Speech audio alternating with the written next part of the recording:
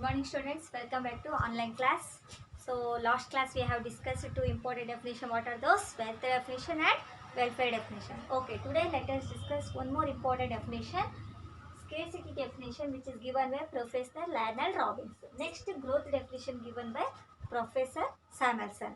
Okay, so this is very important for the point of microeconomics as well as macro and for real economy, etc.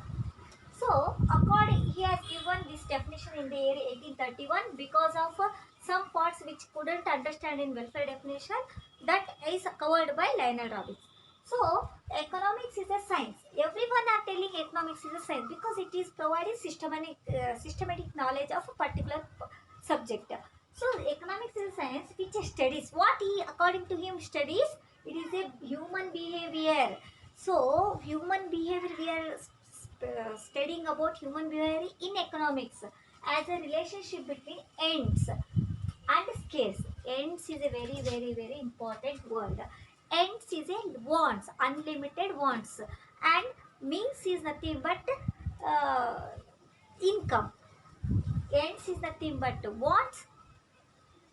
Uh, Scarce is nothing but income. Scarce is nothing but income, means which have alternative uses. So it is a science, particularly we are studying about how man is going to solve his problem when he has unlimited wants with limited income. How he is going to choose that situation, how he is behaving in the economy, that we are going to study in the economics. According to him, he is telling purely about the behavior of man, how he will choose wants with limited income. Every want cannot be solved, every want cannot be satisfied because of having limited income. With that, how he is behaving, whether he is going to purchase everything or whether he is borrowing money, whether he is living everything, that we are studying about the behavior of man. Every human behavior will be different from this person to that person. Myself and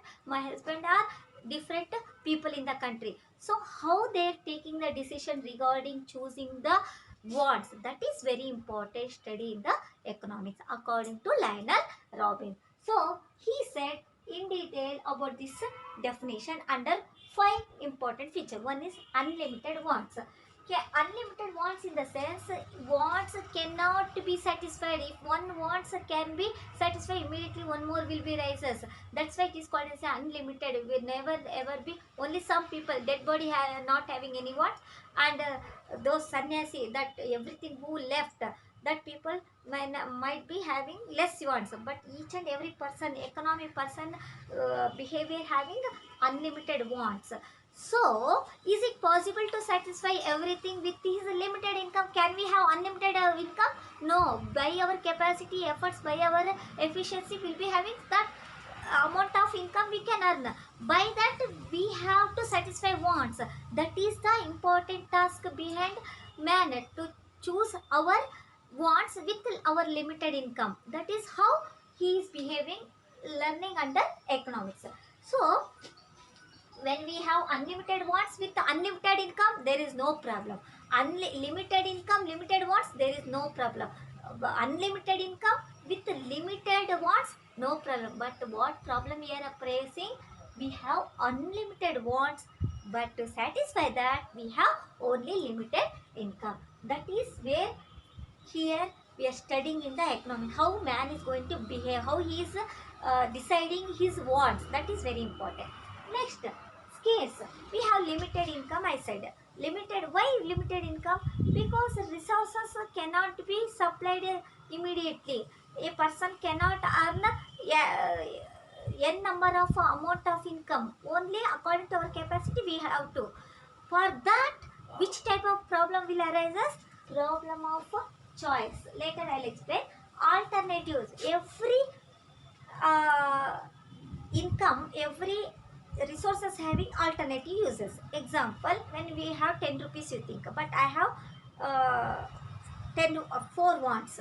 Either I have to purchase pen, or I have to go to home through transport, or I have to because of hungry, I want to have some dosa or idli with 10 rupees only. I don't have 20 rupees, only 10 rupees I'm telling. Either transport I can choose, only 10 rupees, but four wants I have. One is purchasing pen is required, one is hungry and transportation, as well as one more giving gift to friend. Then above 4 1, 10 rupees having alternative uses or not? Yes, because one with small money we can purchase anything. But problem where it arises, when choosing choosing our income is very important task, so that we have to choose correctly with our mind. When we are choosing with correct, we can satisfy ultimately with our wants. Four wants cannot be satisfied with the 10 rupees. Either we have to choose uh, food, or either we have to choose transport, either we have to choose pen, or we have to choose to give gift. Then which one we can choose? A intelligent person can choose transport, because when we go to home, mother will cook and mother will go give food. So it is all depends upon mind psychology. No, it is not compulsory to choose only transport. According to their needs they can, but ultimate at that time nobody can choose, nobody can satisfy with his or limited income. Only one want can be satisfied with the limited income. So that while choosing, a problem will arise. Which type of problem arises? Choosing problem. A problem in that situation, how man is going to behave, that we are studying in economics. So this choosing is very important part related to the behavior of a man. That's why it is telling the systematic knowledge regarding human behavior. That's why it is called as a economics is a science. Am I clear? Economics study about the human behavior, which relation to what to important. We have unlimited wants, and with limited, how he is going to behave with this uh, situation, that we are studying under economics. So now let us move on to growth definition. Growth definition, still more advanced definition given by Samuelson, but this third definition also included a fourth definition.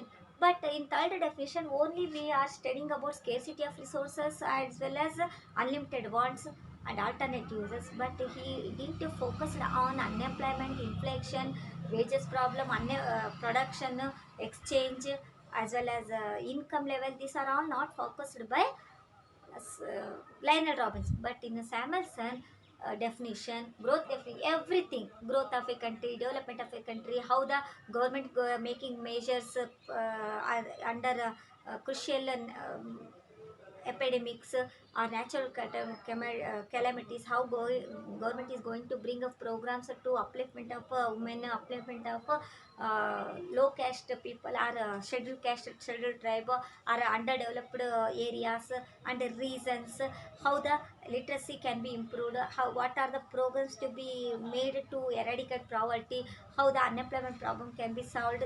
Everything which is seen in the real economy can be studied in economics. That's why growth definition includes everything: poverty, unemployment, inflation, demand, supply, price of a commodity, firms problems, small scale industry, and all government problems, income tax, revenue, expenditure, deficit. Everything can be understand in economy. That's why this is the advanced definition given by Samuelson. Very good. So what are the important we are learning in economics for the growth definition? Emphasis on economic problems. So economic problems, no, which are those faced by different categories people in the country. Unemployment, poverty, inflation, deflation, everything can be seen. Next, long-term perspective. Now, economics not only giving solutions and programs to short-term, it is also focusing on long-term goals also. Because growth cannot be done over the night. It will be a regular activity which can bring into increasing the capacity. Next, dynamic approach. This world is when we see yesterday to last month, is this change happened or not? Last 6 months to now, large major economy has been collapsed because of corona. Is this changed or not? People are making their own efforts to bring back to real situation. So this dynamic approach is telling in economics how to be overcome the problems, in what way we have to back up, bounce back in all the sectors. So this can be learnt in economics, because dynamic can bring changes, can give solutions, whereas static cannot. Only what we are studying in the past, if we study what is there in the real situation, we have to face the real situation. Now corona brought us, made us made us to understand everything related to health, related to food habits, related to it. Has given a positive approach and negative approach also. Many people learnt many things about this situation. This way we have to learn in a dynamic way that can understand in a growth definition. Universal problem, all universal problems where we are studying in economics, called unlimited wants, limited income, everything we can learn. Comprehensive and broader perspective. So comprehensive, where it is each and every micro and macro going to learn in detail under growth in economics, given by Professor Samuelson in his growth definition. Am I clear about this? So in this chapter we learnt about meaning of economics and four definition given by different economics. Under that, wealth definition, welfare definition, scarcity definition, and growth. Until that, you learn. Just go through it. Next class, let us discuss about statistics meaning and importance of statistics, studying of statistics. So until then, take care. Bye.